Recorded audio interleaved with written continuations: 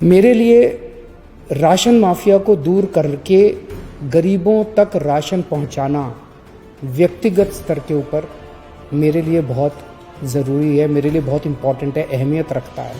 आज से 22 साल पहले राशन माफिया के साथ मेरा संघर्ष शुरू हुआ था। पहले मैं इनकम टैक्स में नौकरी किया करता था, उसके बाद नौकरी से छुट्टी लेके और फिर बाद में मैंने नौकरी भी छोड़ दी। मैंने दिल्ली की गरीब बस्तियों, दिल्ली के गरीबों के साथ मैंने काम करना चालू किया, झुग्गी बस्तियों के अंदर काम करना चालू किया।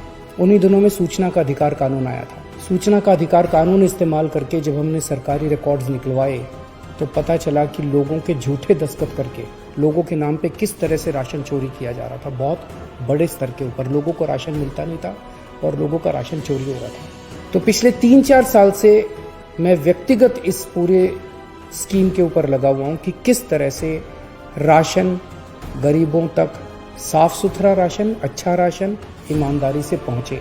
जितनी गेहूं बनती है उतना आटा और जितना चावल बनता है वो अगर बोरी में पैक करके उतना हर एक आदमी के घर भिजवा दें जितना उसका बनता है, तो लोगों को लाइनों में नहीं लगना पड़ेगा। वो सारी जो अभी राशन की समस्याएं वो दूर हो जाएंगी। उस मकसद से मुख्यमंत्री घर घर राशन योजना लाई गई थी। 25 तारीख से इसको लागू होना था। कल दोपहर में केंद्र सरकार से हमारे पास एक चिट्ठी आई है कि ये राशन योजना आप लागू नहीं कर सकते।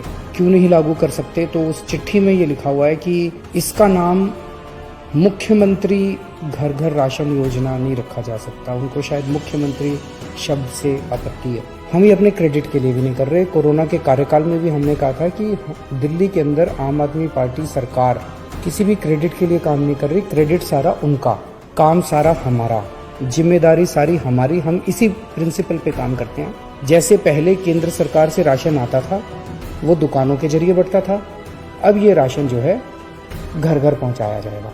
हमें कोई नाम के अंदर नहीं पड़ना, कोई क्रेडिट के चक्कर में नहीं पड़ना, कोई मुख्यमंत्री योजना, कोई कुछ नहीं करेंगे। तो मैं समझता हूं कि इस निर्णय के बाद अब केंद्र सरकार का जो भी आपत्तियां थी वो आपत्तियां दूर हो गई होंगी और केंद्र सरकार अब इसको आगे लागू करना हमें अलाउ करेगी। मेरे लिए राशन माफिया को दूर करके गरीबों तक राशन पहुंचाना व्यक्तिगत स्तर के ऊपर मेरे लिए बहुत ज़रूरी है, मेरे लिए बहुत इम्पॉर्टेंट है, अहमियत रखता है। आज से 22 साल पहले राशन माफिया के साथ मेरा संघर्ष शुरू हुआ था। पहले मैं इनकम टैक्स में नौकरी किया करता था, उसके बाद नौकरी से छुट्टी लेके और फिर बाद में मैंने नौकरी भी छोड़ दी। मैंने दिल्ली की गरीब बस्तियों, दिल्ली के गरीबों के साथ मैंने काम करना चालू किया, झुग्गी बस्तियों के अंदर काम करना चालू किया। उन्हीं दिनों में सूचना का अधिकार कानून आया था।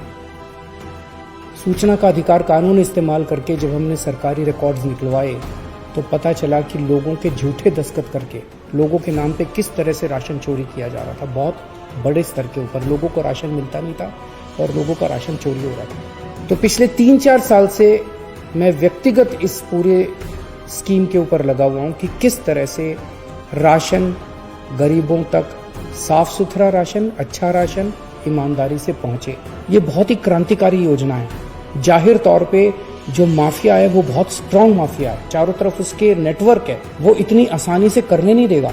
पिछले 3-4 साल से मैं मशक्कत कर रहा हूँ इस माफिया से लड़ने की। अब जबकि हमारा 20-22 साल पुराना सपना पूरा होने जा रहा था, तो कल जब ये अड़चन आई तो थोड़ा सा दिल बैठ गया। लेकिन हम किसी भी तरह की अड़चन नहीं आने देंगे। केंद्र सरकार की जितनी शर्तें हैं हम सारी शर्तें मानेंगे। केंद्र सरकार जो कहेगी हम वो करेंगे। हमारा मकसद केवल और केवल जनता तक ईमानदारी से साफ सुथरा सस्ता राशन पहुंचाना है।